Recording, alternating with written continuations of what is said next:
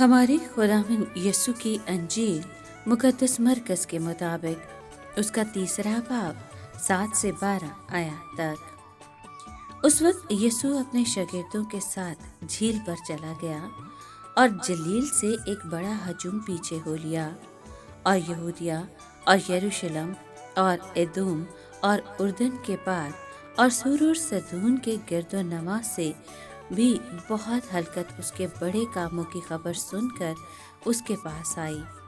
تب اس نے اپنے شاگردوں سے کہا، ہجوم کے سبب سے ایک چھوٹی کشتی میرے لیے تیار رہے، تاکہ وہ مجھے دبا نہ ڈالیں، کیونکہ وہ بہت لوگوں کو شفا دیتا تھا، اس لیے کہ جتنے بیماریوں میں مبتلا تھے وہ اس پر گرے پڑتے تھے کہ اسے چھو لیں، اور ناپاک روحیں جب اسے دیکھتیں اس کے آگے گر پڑتی اور پکار کر کہتی تھیں کہ تو خدا کا بیٹا ہے، اور وہ انہیں بہت دھمکاتا تھا کہ مجھے مشہور نہ کرنا۔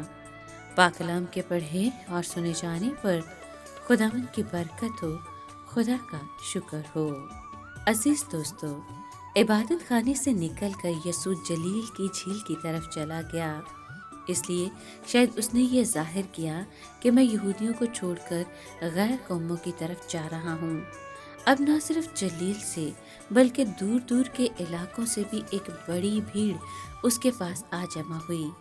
بھیڑ اتنی بڑی تھی اور شفا پانے کے لیے اس پر گری پڑتی تھی کہ یسوع نے کہا کہ ایک چھوٹی کشتی میرے لیے تیار رہے، تاکہ وہ مجھے دبا نہ ڈالیں۔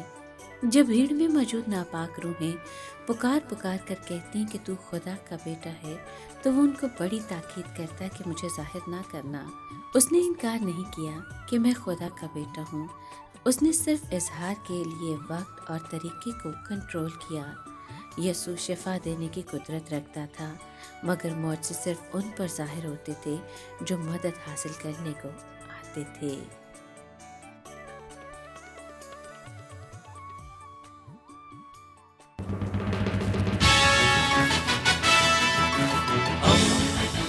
دوستی کا پیمبر، ریڈیو ویریتاس ایشیا۔